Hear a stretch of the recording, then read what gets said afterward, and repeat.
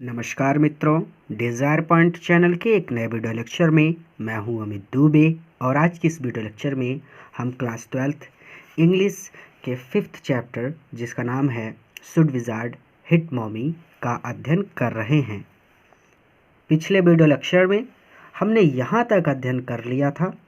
आज हमें इसके आगे अध्ययन करना है।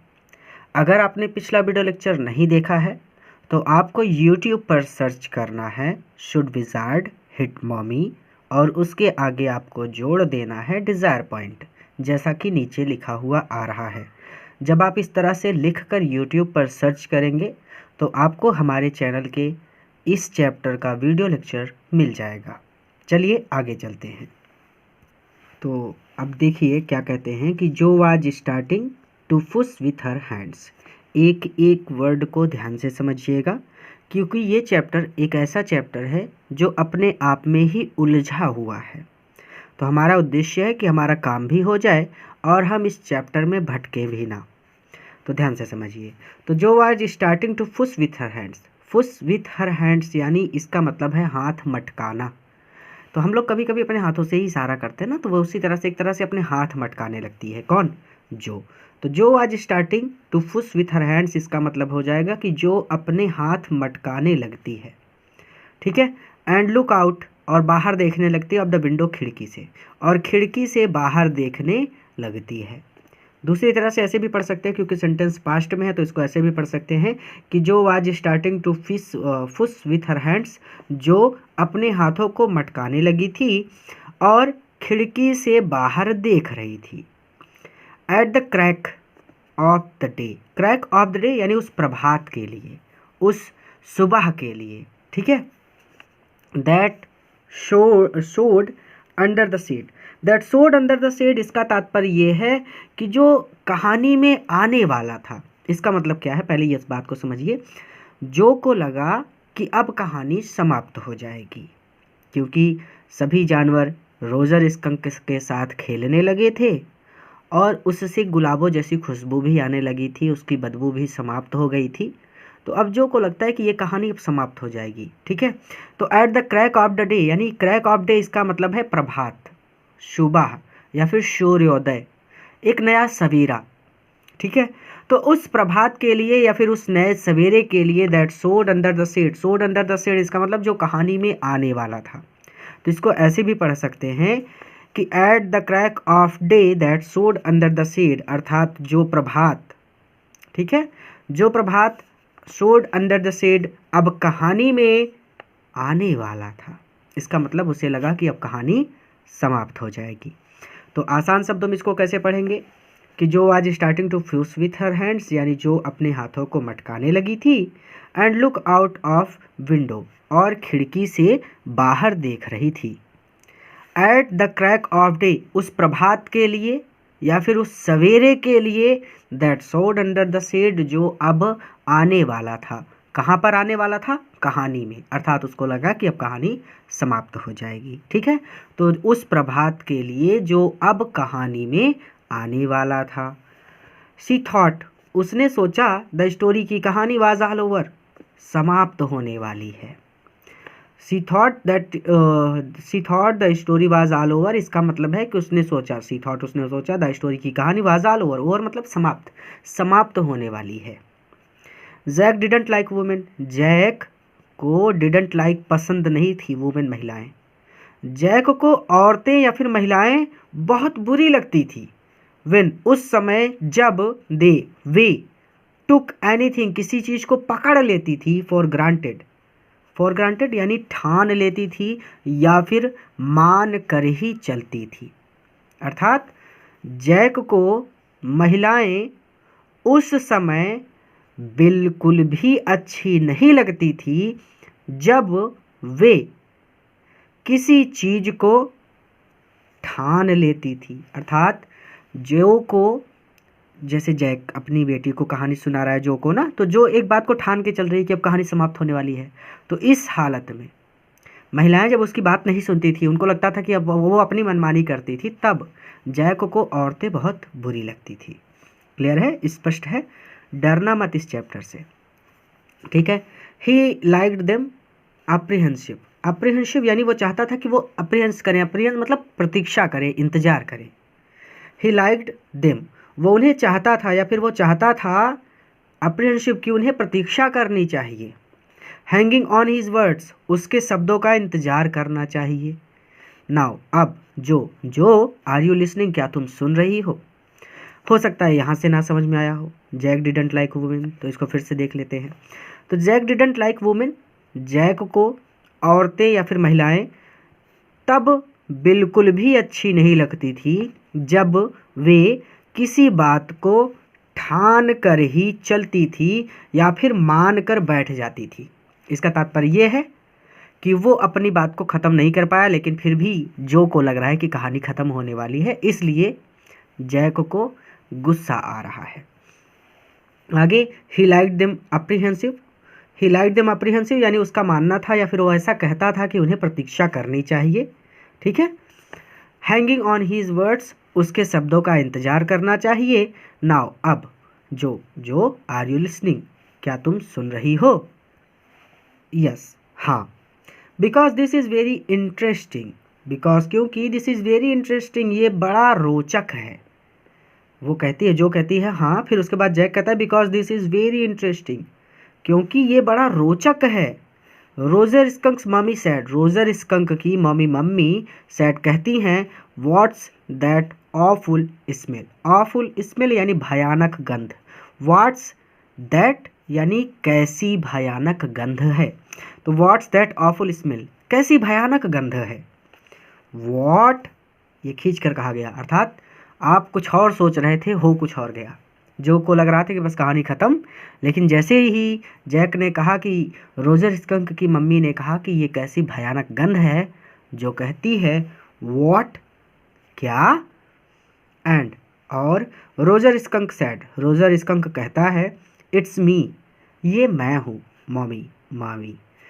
आई स्मेल लाइक रोजेस, मुझसे गुलाबों जैसी खुशबू आ रही है या फिर मुझसे गुलाबों की खुशबू आ रही है। एंड शी सैड, और वह कहती है who made you smell like that, who made you यानी किसने कर दिया, यू तुम्हारी स्मेल को, लाइक दैट ऐसा, अर्थात तुम्हारी गंध को ऐसा किसने कर दिया या फिर किसने तुम्हारी गंध को ऐसा कर दिया। एंड ही सैड, और वह कहता है दैट विजार्ड, जादूगर ने। एंड शी सैड, और वह कहती है वेल, अच्छा, of all the nerve, all the nerve यानी उसकी इतनी हिम्मत, वेल अच्छा, ऑफ ऑल द नर्व उसकी इतनी हिम्मत, यू कम विथ मी, तुम मेरे साथ आओ। एंड, और we are going right back, हम अभी जाएंगे, to that very awful wizard, very awful wizard यानी उस भयानक जादूगर के पास। तो तुम मेरे साथ आओ, हम अभी उस भयानक जादूगर के पास जाएंगे। अब इसके आगे और ध्यान से समझने की ज़रूरत है, इसीलिए मैं बहुत धीरे पढ़ा रहा हूँ ताकि आपको डाउट्स ना हो। ध्यान रखिएगा, ये कहानी उलझाने वाली है, तो जितना मैं पढ़ा दूँ, जैसे मैंने यहाँ से यहाँ तक पढ़ा दिया, तो आपका काम ये है कि एक बार वीडियो को पॉज करके आप यहाँ से यहाँ तक खुद से पढ़ें ताकि आप कहानी को खुद से समझ सकें। ठीक है, उलझना मत इस चैप्टर में। चलिए, जो सेटअप, जो उठकर बैठ गई, हर हैंड्स उसके हाथ, डैबलिंग इन एयर, डैबलिंग इन एयर यानी हवा में लहराने लगे, विथ जिन्यून फ्राइट, जिन्यून फ्राइट यानी फ्राइट मतलब भय, जिन्यून मतलब वास्तविक। तो जो उठकर बैठ गई, उसके हाथ वास्तविक भय से हवा में लहराने लगे। बट डैडी, लेकिन पिताश्री या फिर लेकिन डैडी, देन तब, ही उसने, सैड, ही सैड उसने बताया, about the other little animals की अदर दूसरे लिटिल छोटे एनिमल्स जानवर, रन अवे भाग जाते थे। अब ये लाइन जो लिखी गई है इसका मतलब समझिए पहले। जो कह रही है अपने डैडी से कि डैडी, क्या रोजर स्कंक ने अपनी मम्मी को ये बात नहीं बताई कि दूसरे जानवर भाग जाते थे? ऐसी बात है। लिखा कैसे गया है कि देन ही सैड, तब उसने बताया होगा ना, अर्थात तब उसने बताया कि दूसरे छोटे जानवर भाग जाते थे। Her hands scared of, her hands उसके हाथ, स्कर्ड ऑफ कल्पना में, इनटू द अंडरब्रश, अंडरब्रश यानी झाड़ में या फिर जंगल में, स्कर्ड ऑफ एक तरह से आप कह सकते हैं दौड़ते हुए या फिर लहराते हुए चले जाना, यानी वो अपने हाथों से इशारा कर रही थी एक तरह से। अगर इसी चीज़ को और आसान शब्दों में समझना हो तो आप ऐसे समझ सकते हैं कि स्किटर्ड ऑफ, इसका मतलब हो जाएगा एक तरह से भाग जाना। इनटू द अंडरब्रश, अंडरब्रश का मतलब होता है छोटा सा जंगल, ठीक है, तो एक तरह से झाड़ कह सकते हैं, ठीक है। झाड़ में जब आप जंगल में घुसते हैं तो अपने हाथों से झाड़ को दाएं बाएं करते हैं ताकि आप जा सके आगे, वही चीज़ एक तरह से इशारा, क्योंकि कहानियाँ सुनाते समय वो अपने हाथों से इशारा भी कर रहा था, तो ठीक उसी की नकल जो भी कर रही है। तो her hands skittered off into the underbrush, तो उसके हाथ छोटे से जंगल में या फिर झाड़ में दौड़ते चले गए, ठीक है। फिर से ताकि डाउट ना हो तो जो सेटअप जो उठकर बैठ गई, her hands dabbing in air with genuine fright, वास्तविक भय से उसके हाथ हवा में लहराने लगे। बट डैडी, लेकिन पिताश्री या फिर लेकिन डैडी, तब उसने बताया about the other little animals की दूसरे सभी छोटे जानवर रन अवे भाग जाते थे, ठीक है। Her hands skittered off into the underbrush, उसके हाथ झाड़ में या फिर जंगल में दौड़ते चले गए। ऑल राइट, यानी जब ये बात वो कहती है कि पिताश्री क्या उसने बताया नहीं अपनी मम्मी को कि दूसरे जानवर उससे दूर भाग जाते थे, तो फिर जैक कहता है ऑल राइट, ठीक है, अच्छा ठीक है। ही सैड, उसने बताया।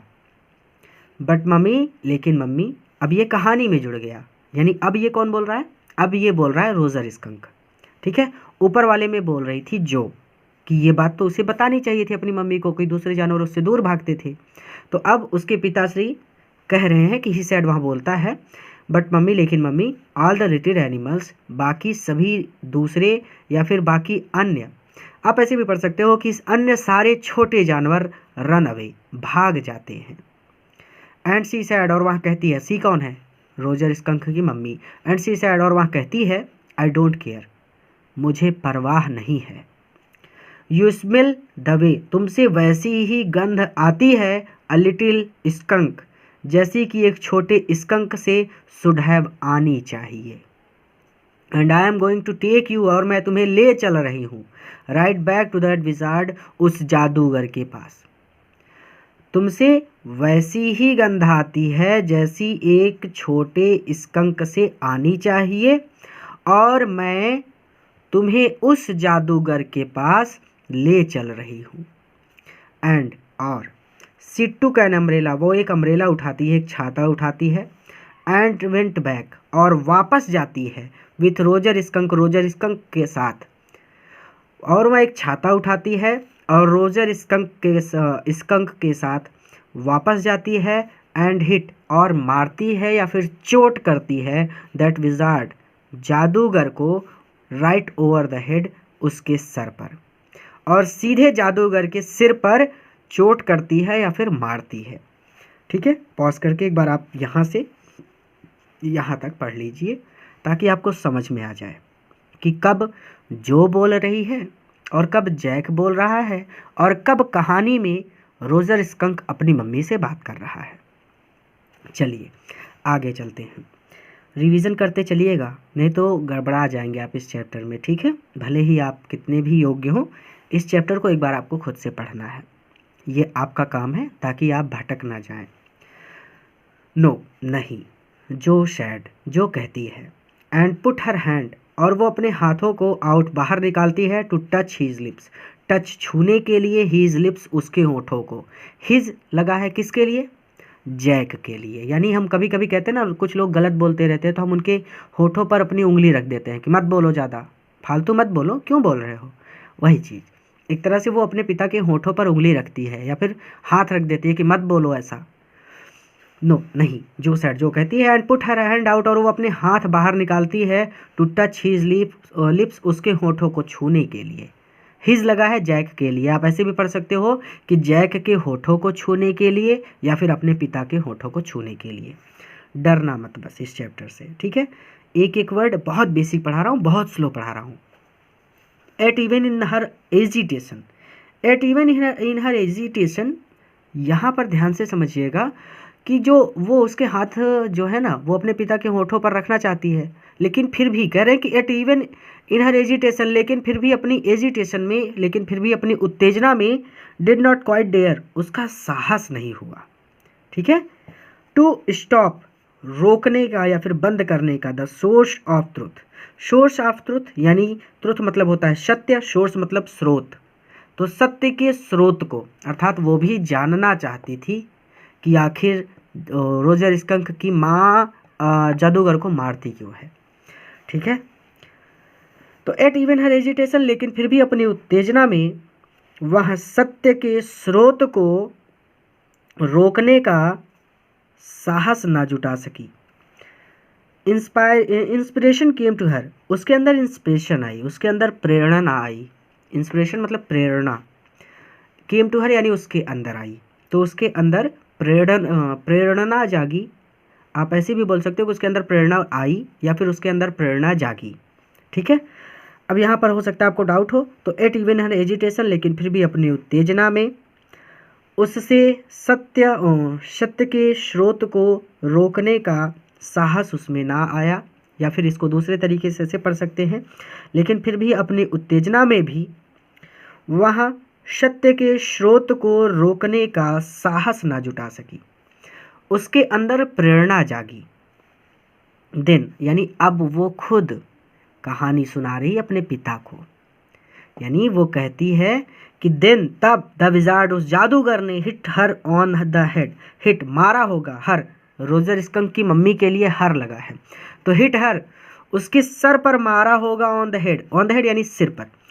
तब जादूगर ने भी उसके सिर पर मारा होगा, एंड डिड नॉट चेंज, और नहीं बदला होगा, दैट लिटिल स्कंक बैक, उस छोटे स्कंक को, और नन्हे स्कंक को वापस नहीं बदला होगा, या फिर उस नन्हे स्कंक को फिर से नहीं बदला होगा।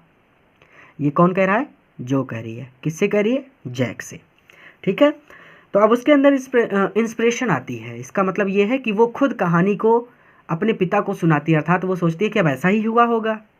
ठीक है, तो then the wizard hit her on the head, तब जादूगर ने उसके सिर पर वापस मारा होगा, या फिर आप ऐसे पढ़ सकते हो कि तब जादूगर ने उसके सिर पर मारा होगा और नन्हे स्कंक को वापस या फिर से नहीं बदला होगा।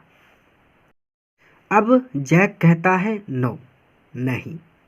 ही सैड, वह बोला, यानी जैक बोला, क्या कहता है कि द विजार्ड सैड ओके, जादूगर ने कहा ओके, ठीक है, एंड और रोजर स्कंक से did not smell of roses, roses की खुशबू एनीमोर आनी बंद हो गई। ठीक है, नो नहीं, ही सैड वहाँ बोला, यानी ये तो इतना वाला जो था ये था जैक के लिए। अब इसके आगे जैक बोल रहा है कि द विजार्ड सैड ओके, जादूगर ने कहा ठीक है, and Roger skunk did not smell of roses anymore, और रोजर स्कंक से गुलाबों की खुशबू आनी बंद हो गई। ही स्मेल्ड, उससे बदबू आने लगी, वेरी बैड अगेन, फिर से उससे फिर से दुर्गंध आने लगी। बट लेकिन द अदर लिटिल ओ अम, अब ये वाली जो लाइन है ये बोल रही है जो, ठीक है, क्योंकि जो चाहती थी कि वो सभी दूसरे छोटे जानवरों के साथ खेले, लेकिन अब ये तो कहानी ही पलट गई, पासा ही पलट गया। ठीक है, हर कहानी का अंत अच्छा होता है, इस कहानी का अंत बुरा कैसे हो गया? बट लेकिन द अदर लिटिल, लेकिन दूसरे अन्य छोटे, या फिर पर दूसरे छोटे, फिर उसके बाद फिर ओह, बस। अब आगे कहते हैं जोनी, यानी जो का पूरा नाम क्या था? जोनी, इट्स डैडीज स्टोरी, ये डैडी की कहानी है। शैल डैडी, क्या डैडी नॉट टेल यू, तुम्हें ना सुनाए, एनी मोर स्टोरीज, कहानियाँ, अर्थात क्या डैडी तुम्हें कहानियाँ ना सुनाए। हर ब्रॉड फेस मतलब चौड़ा चेहरा, हर मतलब जो का, तो जो का चौड़ा चेहरा।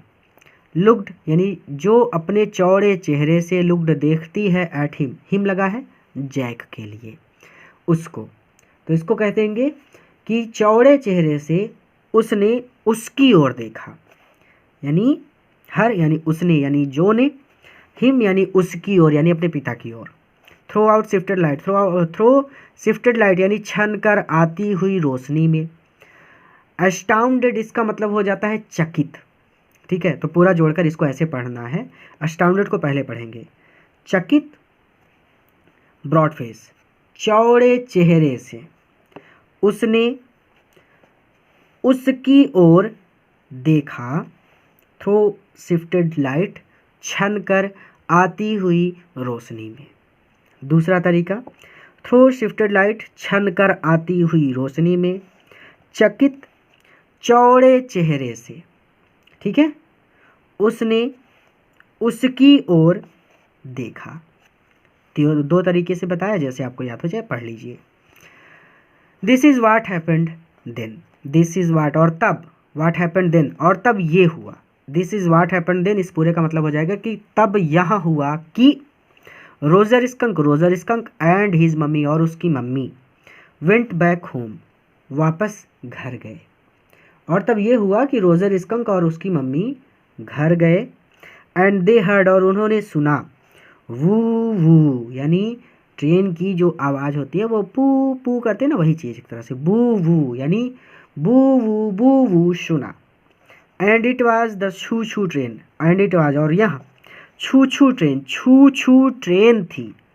ब्रिंगिंग जो ला रही थी, डैडी स्कंक को होम घर, जो डैडी स्कंक को घर ला रही थी फ्रॉम बॉस्टन से। और तब ये हुआ कि रोजर स्कंक और उसकी मम्मी घर गए और तब उन्होंने बू वू सुना। इट वाज द छू छू ट्रेन, ये छू छू ट्रेन थी जो डैडी स्कंक को बॉस्टन से घर ला रही थी। And they had lima beans और उन्होंने लीमा बीन्स, यहाँ पे जो दे लगा है ना, दे का मतलब है कि रोजर स्कंक, उसकी मम्मी और उसके पिताश्री। तो और उन्होंने लीमा बीन्स, पहली चीज़ सेलेरी नहीं, ये कैलरी है, तो कैलरी, लीवर यानी लीवर, मैश्ड पोटैटोज यानी आलू की टिक्की, एंड पाई ओह माई और पाई ओह माई फॉर डिज़र्ट मतलब मिठाई, और पाई ओह माई मिठाई खाई। अब आप सोच रहे होंगे कि यहाँ पे जो लिखा है वही हम पढ़ रहे हैं, क्योंकि वही पढ़ना ही है आपको, ठीक है। ये मिठाइयों के नाम है, ये व्यंजन के नाम है, तो जिस चीज़ की हिंदी नहीं, जैसे अमित मेरा नाम है तो अमित की हिंदी नहीं हो सकती, आप मुझे अमित ही बोलोगे तभी मैं सुनूंगा, ठीक है। तो वही चीज़। And they had lima beans और उन्होंने lima beans, celery, liver, mashed potatoes and pie oh my मिठाई खाई, ऐसे पढ़ सकते हो, या फिर आप चाहे तो थोड़ा सा आसान कर सकते हैं इसको कि और उन्होंने लीमा बीन्स, कैलरी और लीवर और मैश्ड पोटैटोस यानी आलू की टिक्की और पाई ओह माई मिठाई खाई। एंड और वेन जब Roger Skunk was in bed, सो रहा था, और जब रोजर स्कंक सो रहा था, मम्मी स्कंक केम अप, उसके पास आई या फिर उसके पास गई, एंड हग्ड हिम और उसे गले लगा लिया। और जब रोजर स्कंक सो रहा था तो मम्मी स्कंक उसके पास गई और उसे गले लगा लिया। एंड सैड और वह बोली, ही कि उससे, ही लगा है रोजर स्कंक के लिए, स्मेल्ड गंध आ रही है, like her little baby skunk, उनके छोटे बेबी स्कंक, लिटिल बेबी यानी छोटा बच्चा, स्कंक मतलब स्कंक, तो उनके छोटे स्कंक जैसी गंध। सी सैड, एक सेकेंड, ये हो गया, एक सेकेंड छोटा करते इसको, सैड, ये यहाँ तक हो गया, हिम एंड सैड। यहाँ पे कन्फ्यूज़न हो जाती है, पढ़ना आपको ध्यान से इसको, नहीं तो आप कंफ्यूज हो जाएंगे कि ही कहाँ लगा है, सी कहाँ लगा है, किसके लिए है। ये हो गया एंड सैड और वह बोली, ये ही जो लगा है ये रोजर स्कंक के लिए है, ही कि उससे स्मेल गंध आने लगी है, लाइक हर लगा है यानी उनके अपने, तो उनके बेबी स्कंक यानी छोटे स्कंक जैसी, अगेन फिर से, तो ये हो जाएगा कि उससे उनके छोटे स्कंक जैसी गंध फिर से आने लगी है। एंड और सी लव्ड हिम और वह प्रेम करती हैं वेरी मच उससे बहुत ज़्यादा, और वह उससे बहुत प्यार करती हैं। ठीक है, या फिर इसको ऐसे भी पढ़ सकते हो कि उन्होंने उससे बहुत प्यार किया। And that's the end of story, और यहीं पर कहानी ख़त्म होती है। अब बच्चों को यहाँ से नहीं समझ में आया, ये इतना यहाँ पे कंफ्यूज हो गए, क्योंकि मैं भी भटक गया तो आप भी भटक गए होगे, तो फिर से समझो। मम्मी कह रही है कि ही स्मेल्ड लाइक हर बेबी स्कंक अगेन, कि उससे उनके छोटे स्कंक जैसी गंध दोबारा आने लगी थी। And she loved him very much, और उन्होंने अर्थात उसने, उसकी माँ ने, उसने उससे यानी हिम लगा है रोजर स्कंक के लिए, उससे बहुत प्यार किया। अब तो क्लियर हो गया। वहाँ उससे आप इसको ऐसे पढ़ेंगे कि एंड सैड, और वहाँ बोली कि उससे उनके छोटे स्कंक जैसी गंध फिर से आने लगी थी। And she loved him very much, और उन्होंने उससे बहुत प्यार किया। And that's the end of story, और यहीं पर कहानी समाप्त होती है। बट डैडी, लेकिन डैडी व्हाट, जैक कहता है क्या। Then did the other little animal run away, then तब, डिड क्या, अदर दूसरे, लिटिल छोटे, एनिमल जानवर, रन अवे भाग गए।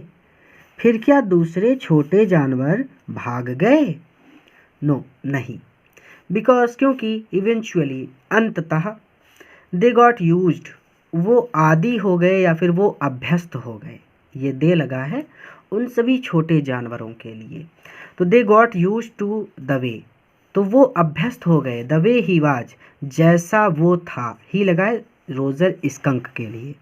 ठीक है, तो रोजर स्कंक जैसा था, अंततः वे सभी जानवर उसके अभ्यस्त हो गए। ठीक है, तो डरना मत। नो नहीं, बिकॉज इवेंचुअली, क्योंकि अंततः वे जैसा वह था उसके अभ्यस्त हो गए। And did not mind it at all, और बिल्कुल भी बुरा नहीं माना। ऐसे भी पढ़ सकते हैं, और दूसरा ऐसे भी पढ़ सकते हैं, नो नहीं, बिकॉज इवेंचुअली, क्योंकि अंततः, दे वे जैसा वह था उसके अभ्यस्त हो गए और बिल्कुल भी बुरा नहीं माना। व्हाट्स इवन सिलाडी, तो अंततः क्या हुआ या फिर अंततः क्या होता है। इन अ लिटिल वाइल, कुछ देर में। That was a stupid mommy, that was a stupid mommy, यानी वह एक बेवकूफ़ मम्मी थी। इट वाज नॉट, ऐसा नहीं था। He said with rare emphasis, he said वहाँ बोला, विथ रेयर इम्फेसिस, कुछ ज़्यादा ही जोर देकर। तो वह कुछ ज़्यादा ही जोर देकर बोला। एंड बिलीव्ड, और विश्वास हो गया। फ्रॉम हर एक्सप्रेशन, एक्सप्रेशन मतलब अभिव्यक्ति, हर मतलब उसकी, हर लगाए जो के लिए, और उसकी अभिव्यक्ति से ये विश्वास हो गया। फिर से, ऐसा नहीं था, वह कुछ ज़्यादा ही जोर देकर बोला, और उसकी अभिव्यक्ति से ये विश्वास हो गया दैट कि शी रियलाइज्ड, कि वह समझ गई थी। ही वॉज डिफेंडिंग, कि वो बचाव कर रहा है, हीज ओन मदर, अपनी माँ का, टू हर, उसके सामने। और वह समझ गई थी कि वह अपनी माँ का उसके सामने बचाव कर रहा था। और समथिंग एज ओड, या ऐसी ही कोई विचित्र बात कर रहा था। और मतलब विचित्र या फिर अजीब। और समथिंग एज ओड, या फिर ऐसी ही कोई विचित्र बात कर रहा था। नाउ अब, आई वांट यू, मैं चाहता हूँ, यू कि तुम, to put your big heavy, big your अपना, बिग बड़ा, हैवी भारी, हेड सर, इन द पिलो, तकिए पर रखो। अब मैं चाहता हूँ कि तुम अपना बड़ा भारी सर तकिए पर रखो। And have a good long nap, और सो जाओ। And have a good long nap यानी अच्छी तरह से सो जाओ। लॉन्ग नैप यानी लंबी नींद सो जाओ, अर्थात अच्छी तरह से सो जाओ। ही एडजस्टेड द शेड, उसने शेड को यानी पर्दों को ऐसा एडजस्ट किया, एडजस्ट मतलब खींचना, यहाँ पे खींचने से तात्पर्य है। तो ही एडजस्टेड द शेड, उसने पर्दों को ऐसा खींचा, सो नॉट इवन कि एक क्रैक, एक किरण भी ऑफ डे, दिन की, शोड अंदर ना आ सके। तो उसने पर्दों को ऐसा खींचा कि रोशनी की एक किरण भी अंदर ना आ सके।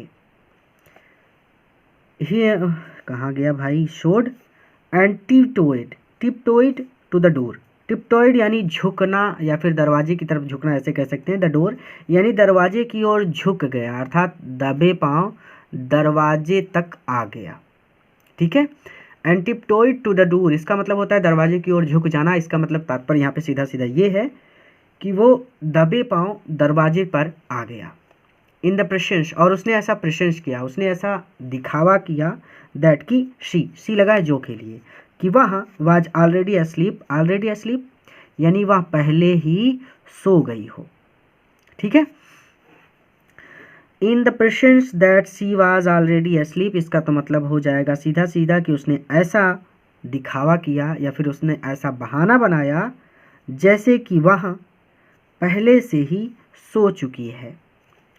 बट लेकिन व्हेन ही टर्न्ड, जब वह मुड़ा, ही लगा है जैक के लिए, तो व्हेन ही टर्न, लेकिन जब वह मुड़ा, तो सी वाज, सी लगा है जो के लिए, तो सी वाज वह क्राउचिंग, क्राउच मतलब होता है दुबक कर बैठना, तो दुबक कर बैठी हुई थी अप टॉप द कवर्स यानी सिरहने पर, तो वो सिरहने के पास दुबक कर बैठी हुई थी।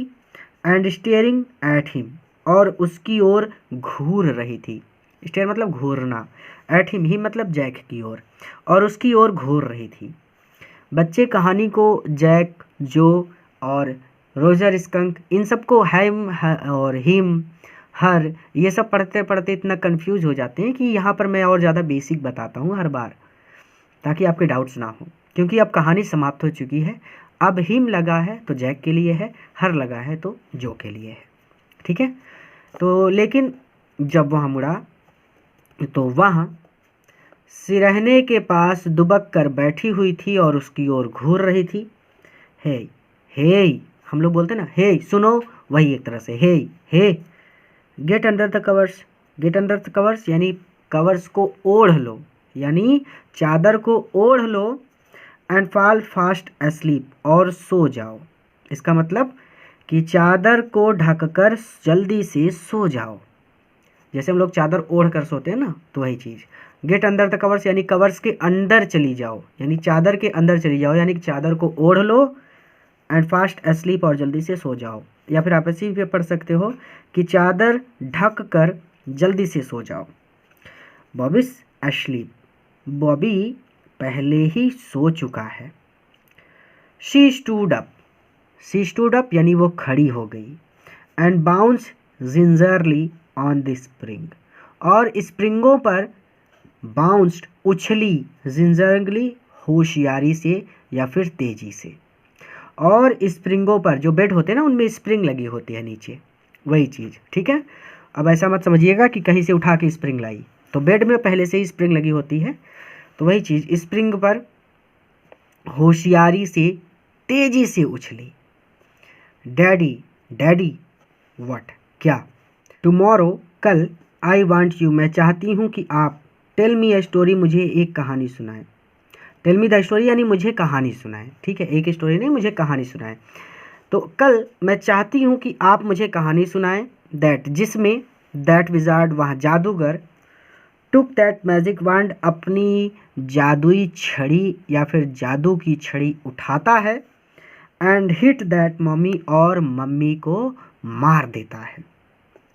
हर प्लम्प आर्म्स, उसके प्लम्प आर्म यानी उसके मोटे बाजू या फिर उसके मजबूत बाजू, मोटा ही कहिए, तो हर प्लम्प आर्म्स, उसके मजबूत बाजू, चॉप्ड फोर्सफुली, फोर्सफुली यानी तेजी से या फिर जोर से चॉप्ड करता है, घूमता है, तो उसका मोटा बाजू जोर से घूमता है।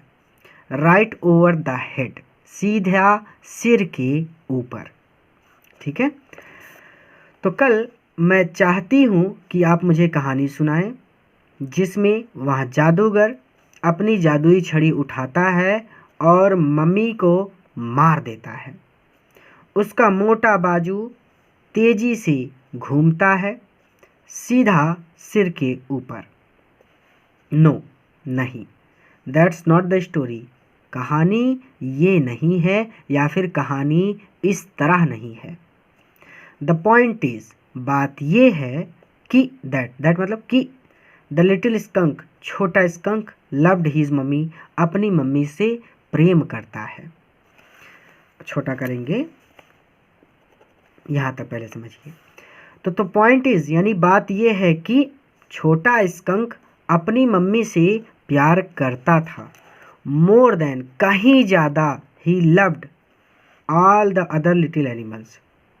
यहाँ पे भी छोटा करेंगे, ऑल द अदर, दूसरे सभी, लिटिल छोटे, एनिमल्स, जानवरों से, दूसरे छोटे सभी जानवरों से मोर देन, ज़्यादा। जाहिर सी बात है कि हम सब समाज में भले ही हमारे बहुत सारे मित्र हैं जिनके साथ हम उठते बैठते हैं, खेलते हैं और उनसे हमारी बहुत अच्छी तरह से बनती है, लेकिन हम सब अपने उन सभी मित्रों से ज़्यादा अपनी माता से प्रेम करते हैं। तो यही चीज़ यहाँ पे स्पष्ट रूप से कही गई है कि उन सभी जानवरों से कहीं ज़्यादा वो अपनी मम्मी से प्रेम करता था। बात यह है कि छोटा स्कंक अपनी मम्मी से प्रेम करता था उन सभी छोटे जानवरों से कहीं ज़्यादा।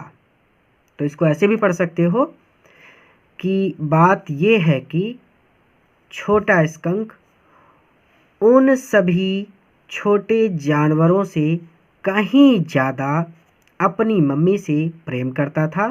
एंड सी लगा है रोजर स्कंक की मम्मी के लिए, और सी और वह न्यू जानती थी, व्हाट वाज राइट, कि क्या सही है। हम सबकी मम्मियाँ भी और हम सबके पिताश्री भी हमारे लिए क्या सही है वो जानते हैं, क्योंकि उन्होंने हमसे पहले समाज को देखा है और उनके पास सामाजिक स्तर पर हमसे कहीं ज़्यादा ज्ञान है।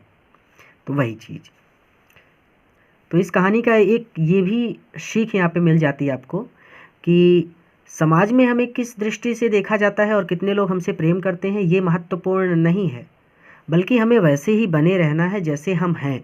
क्योंकि ढोंग का जीवन जो ढोंग का जीवन होता है ना, उसमें आदमी बंध जाता है। जैसे आपको चॉकलेट पसंद नहीं है और आप ज़बरदस्ती खा रहे हो, चलो चॉकलेट तो सबको पसंद होती है, जैसे करेला पसंद नहीं है, लेकिन समाज को दिखाने के लिए कि करेला बहुत अच्छी चीज़ होती है आप ज़बरदस्ती खा रहे हो। आप 1 दिन खाओगे, 2 दिन खाओगे, 1 महीने खाओगे, लेकिन फिर उस करेले से घिन आने लगेगी, आप खा ही नहीं पाओगे। उसी तरह से अगर आप समाज को दिखाने के लिए कुछ और बन जाते हो तो आपका वो जीवन ही आपको कष्ट देने लगेगा, क्योंकि आप वास्तव में वैसे नहीं हैं। आप एक अच्छे इंसान हैं, लेकिन आप बुरा बनने की कोशिश कर रहे हैं कि मैं कूल हूँ, मैं हीरो हूँ, तो आप समाज में भले ही एक अच्छा स्थान प्राप्त कर लें, लेकिन आप अपने आप में खुश नहीं रहेंगे। तो ये कहानी से सीख मिलती है कि हमें दुनिया के जैसे नहीं बनना, हमें अपने जैसा बनना है, क्योंकि भगवान ने हमें हमारी तरह ही बनाया है और हमारी तरह कोई दूसरा नहीं है। तो वही चीज़ मम्मी जानती थी कि क्या सही है। चलिए आगे चलते हैं।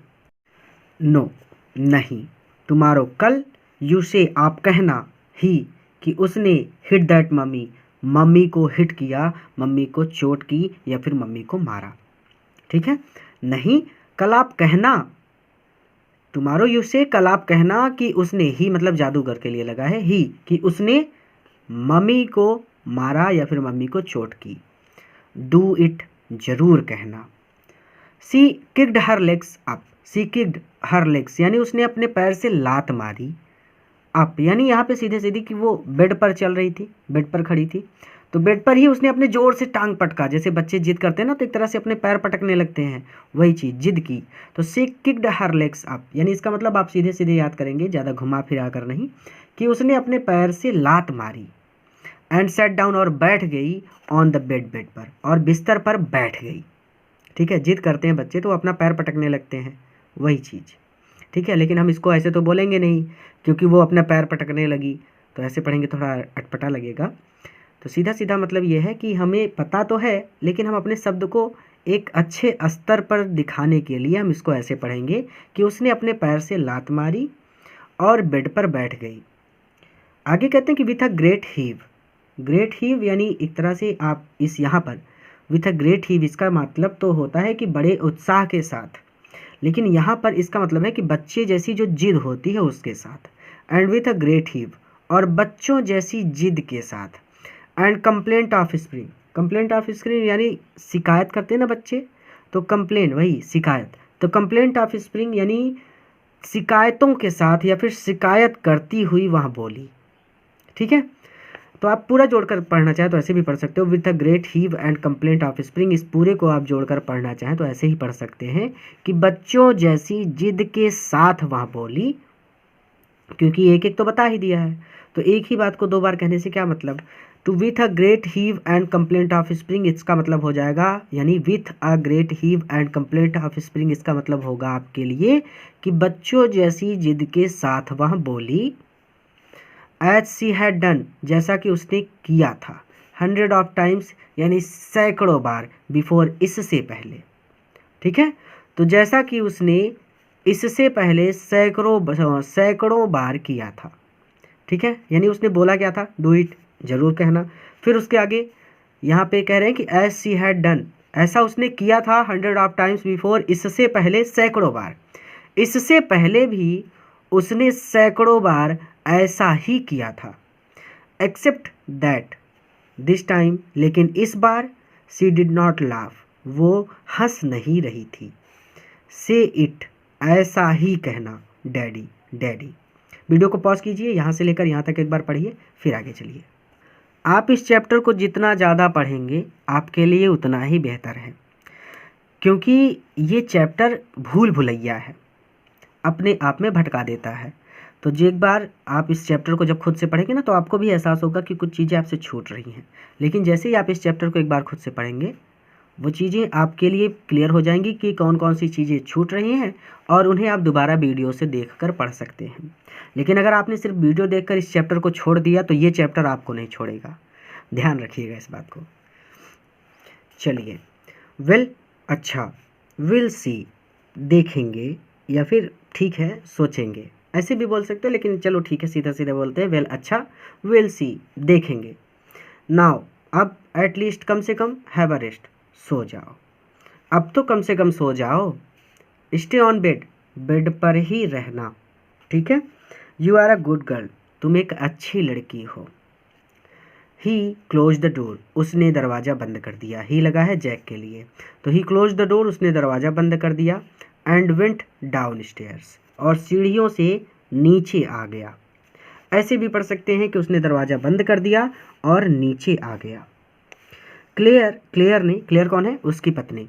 तो Claire had spread the newspapers, तो क्लेयर ने न्यूज़पेपर्स यानी अखबारों को या फिर समाचार पत्रों को स्प्रेड, बिछा रखा था।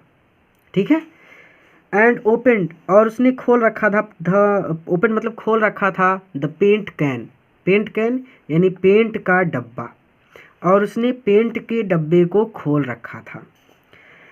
Wearing and old shirt, wearing उसने पहन रखी थी, एंड ओल्ड एक पुरानी शर्ट, कमीज, ऑफिस, हीज लगा है जैक के लिए, तो जैक की या फिर उसकी एक पुरानी कमीज पहन रखी थी। ऑन टॉप हर, ऊपर, टॉप मतलब ऊपर, हर अपने, मैटरनिटी, मैटरनिटी मतलब होता है मातृत्व। स्मोक मतलब होता है लबादा, जब लेडीज़ लोग प्रेग्नेंट होती हैं तो वो एक ढीला ढाला कपड़ा पहनती हैं।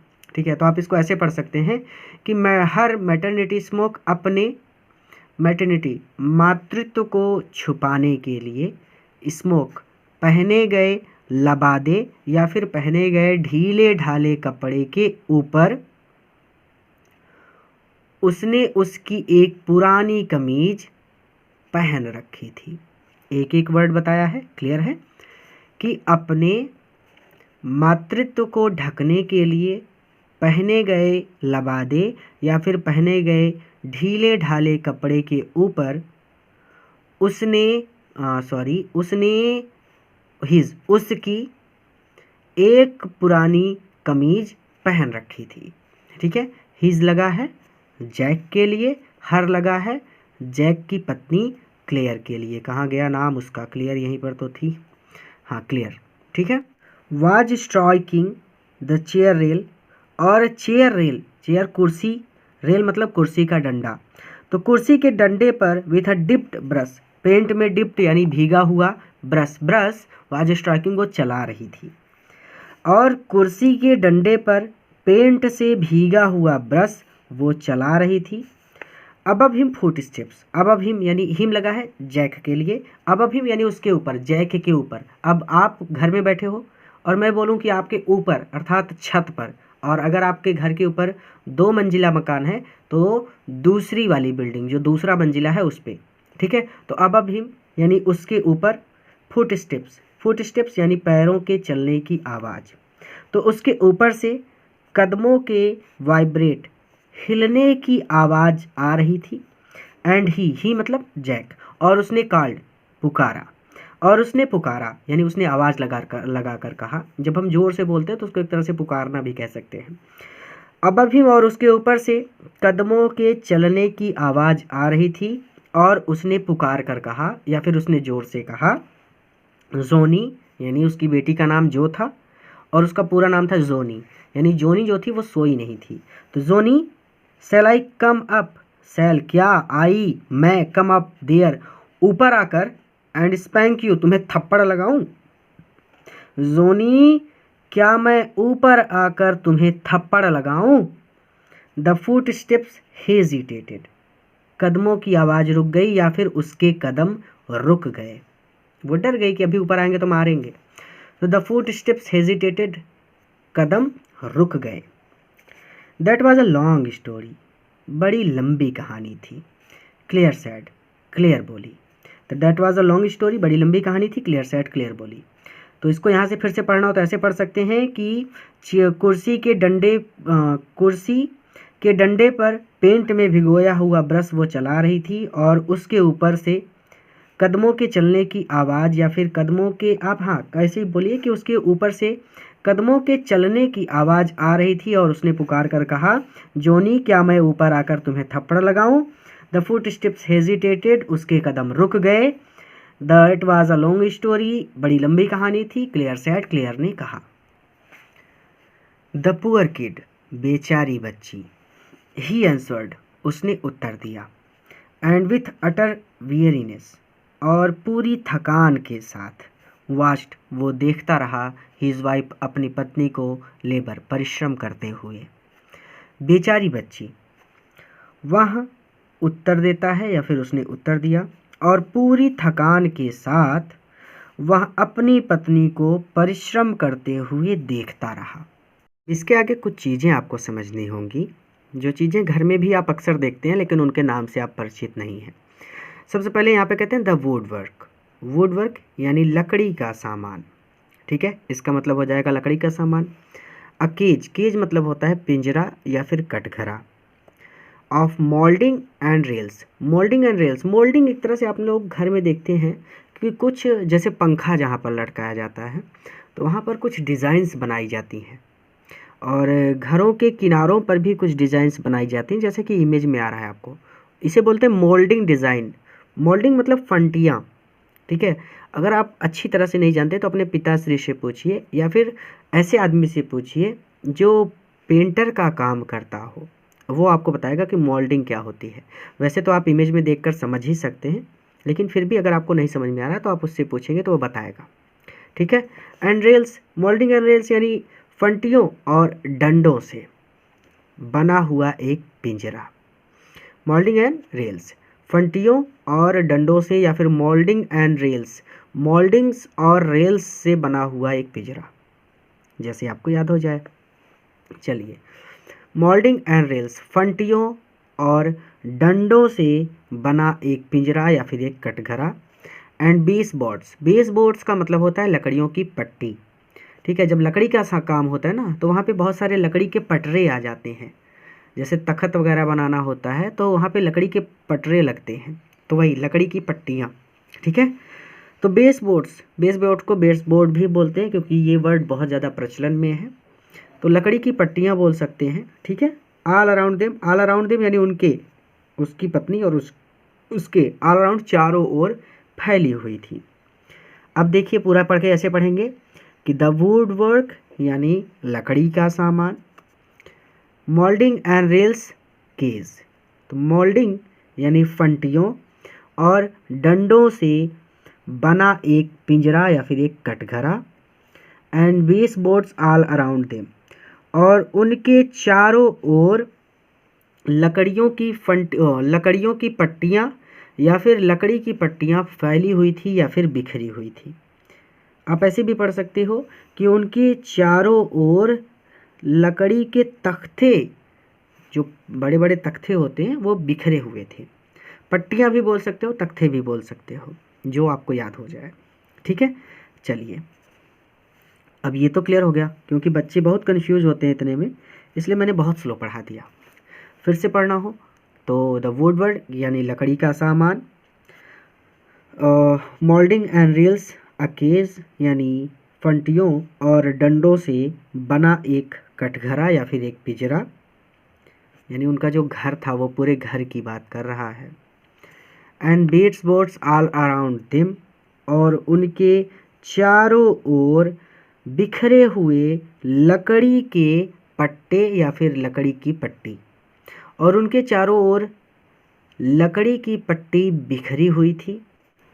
वाज हाफ, उनमें से कुछ, हाफ मतलब आधा नहीं, यानी उनमें से कुछ ओल्ड पुराने, टैन मतलब भूरा रंग, भूरे, तो उनमें से कुछ पुराने भूरे, एंड और हाफ कुछ न्यू नए, आइवरी मतलब होता है हाथी दांत कैसा होता है, सफ़ेद, तो चमकीला सफ़ेद। ठीक है, तो उनमें से कुछ पुराने भूरे और कुछ नए हाथी दांत जैसे सफ़ेद।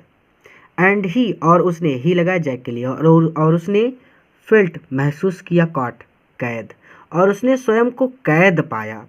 इन एन अगली मतलब एक नाखुशवार, मिडल पोजीशन, एक नाखुशवार परिस्थिति के मध्य में, और उसने स्वयं को एक नाखुशवार परिस्थिति के मध्य में कैद पाया।